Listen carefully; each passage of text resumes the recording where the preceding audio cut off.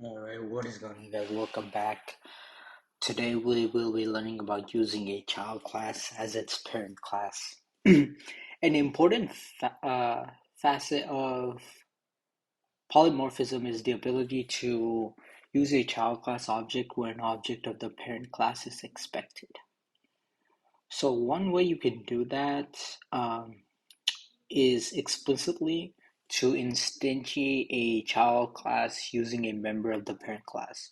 We can instantiate checking account object as a bank account like this. So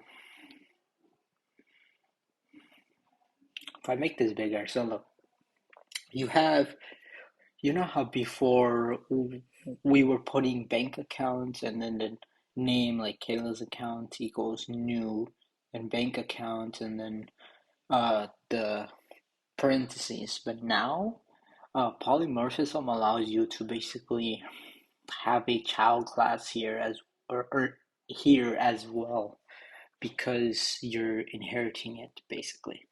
So we can use this account as if it were an instance of the bank account. In any situation where a bank account object would be expected, this would be true even if K's account were instantiated as a checking account.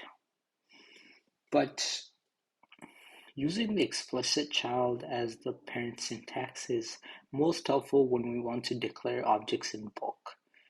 It's important to note that here the compiler just considers Kayla's account to be any old bank account. But because method overriding is handled at runtime, if we call print balance, we'll see something like your checking account balance equals this.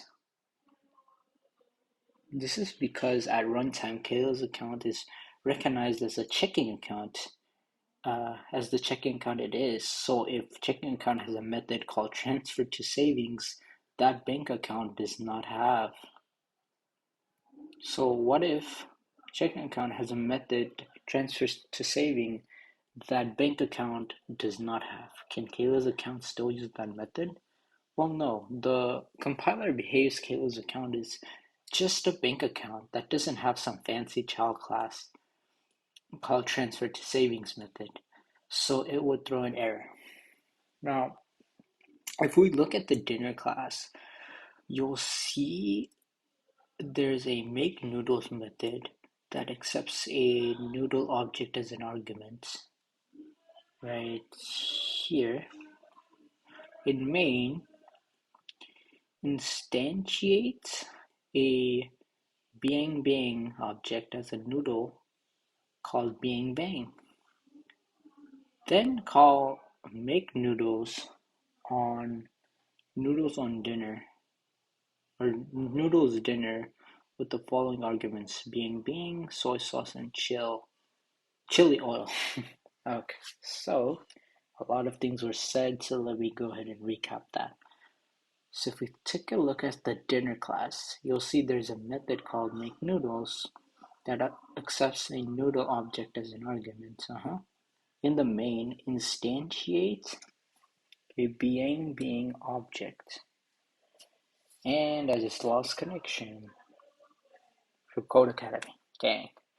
So let me wait for it to refresh. Connected, done. Okay, cool.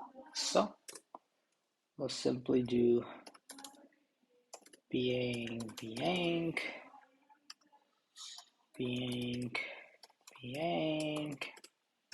equals new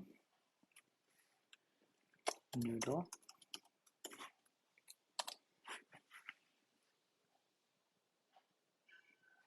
Okay, then call make noodles.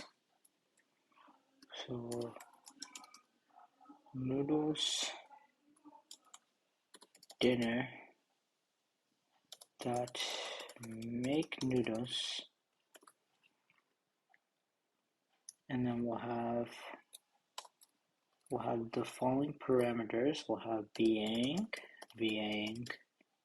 and then soy sauce and chili oil.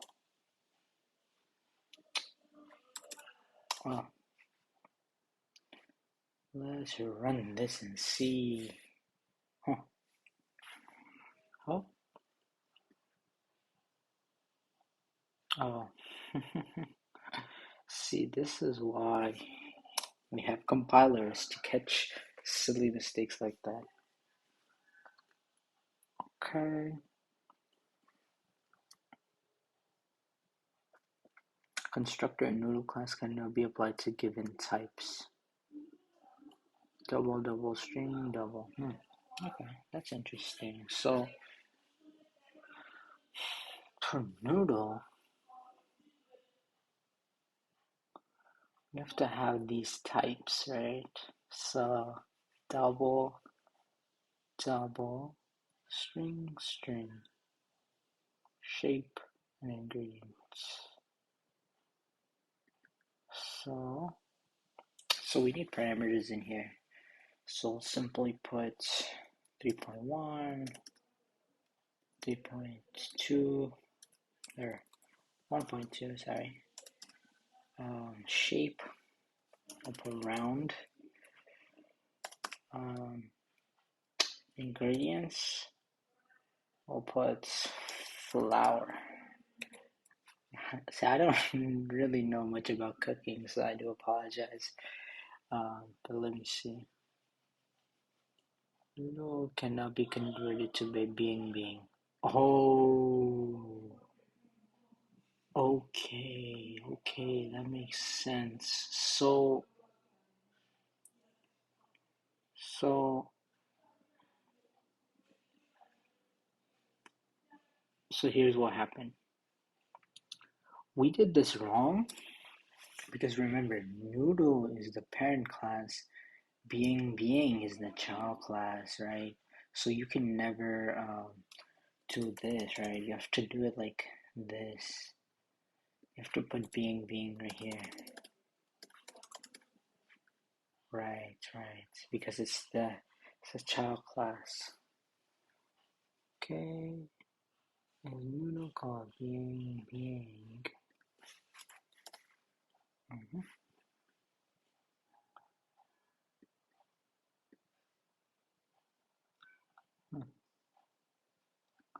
Oh, and then we have to change this.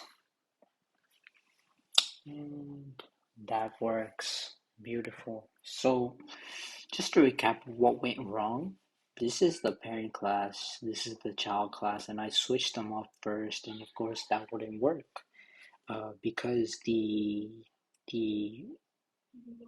child class can be a parent class, the parent class cannot be a child class.